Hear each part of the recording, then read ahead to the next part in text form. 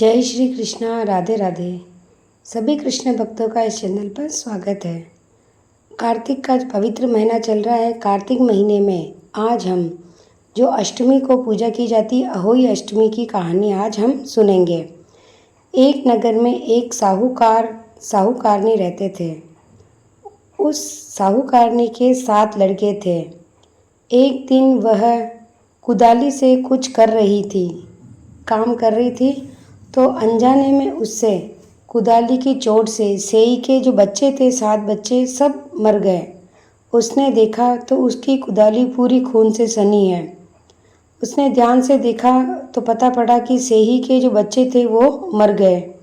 इस कारण से उस साहूकारनी को बहुत बड़ा दुख हुआ और वो दुख का पश्चाताप करने लगी और अपने घर चली गई। इसके बाद वह बिना मिट्टी लिए ही वहाँ से चली गई और उस दिन उसको बहुत दुख हुआ। और फिर जब सेही अपने घर आई तो उसने बच्चों को नहीं देखा तो वो अलग अलग प्रकार से विलाप करने लगी और वह आशीर्वाद की बजाय वह श्राप देने लगी कि जिसने भी मेरे बच्चों को मारा उसे भी इसी प्रकार का कष्ट होगा जिस प्रकार से आज मेरे पुत्रों के मरने पर मुझे कष्ट हो रहा है। तत्पश्चात सेही ने जो श्राप दिया, उस श्राप से सेठानी के 7 लड़के एक एक साल के अंतराल में मर गए। इस प्रकार अपने बच्चों को असमय काल के मुंह में जाते देखकर सेठानी बहुत ही दुखी हुई और उसने सोचा, अब मैं क्या करूं, अब मैं किस प्रकार से पश्चाताप करूं। और उसने सोचा, अब मुझे अपने प्राणों को ही त्याग देना चाहिए, अन्यथा इसके अलावा मेरे पास कोई उपाय नहीं है। इसके बाद वे अपने घर बार छोड़कर पैदल ही तीर्थ यात्रा की ओर चली गई और उसने खाना पीना भी कुछ नहीं खाया। उसने सोचा, मेरे शरीर में जितने प्राण हैं, जितनी शक्ति है, उतना मैं चलूँगी और भगवान की भक्ति करूँगी। और ऐसे चलते चलते रास्ते में वो तीर्थ के रास्ते में अचानक एक दिन मूर्छित हो गई।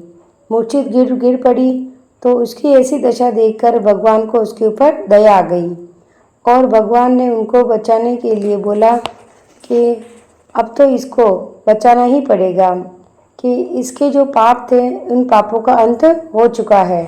और बाद में आकाश में से एक आकाशवाणी हुई और कहा, हे सेठ, तेरी जो सेठानी थी वो मिट्टी खोदते समय ध्यान न रहा और सेही के बच्चे को मर गए। इसी कारण से तुम्हारी पत्नी को ये इतना बड़ा दुख देखना पड़ रहा है। और फिर आकाशवाणी ने कहा, यदि अब तू पुनः वापस अपने घर जा, मन लगाकर भगवान की सेवा कर और गौ माता की सेवा कर। हर वर्ष जो व्रत आता है वह दिवाली से ठीक 8 दिन पहले उसका अहोई देवी का व्रत होता है।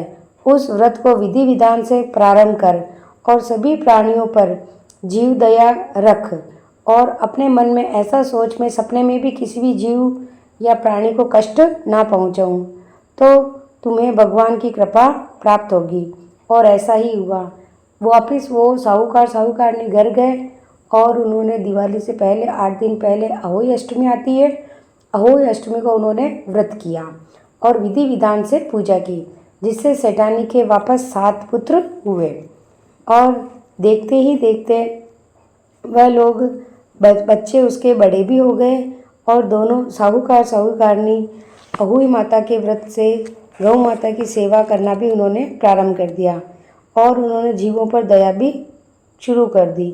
और जो सेठानी के मन में क्रोध और द्वेष था वो भी उन लोगों ने सब प्रकार से त्याग दिया।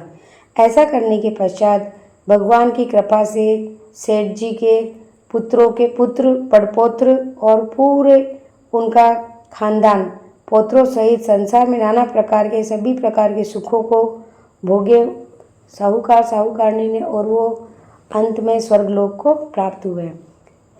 ये थी अहोई माता की कहानी। और अहोई माता जो होती है वो बच्चों की रक्षा करती है।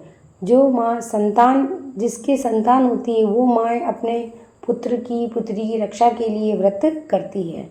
आप हमारे द्वारा दी गई आपकी जानकारी कैसे लगी हमें ज़रूर बताइएगा और अगर आप हमारे चैनल पर नए हैं और अभी तक आपने हमारे चैनल को सब्सक्राइब नहीं किया है तो चैनल को सब्सक्राइब और लाइक ज़रूर कीजिएगा।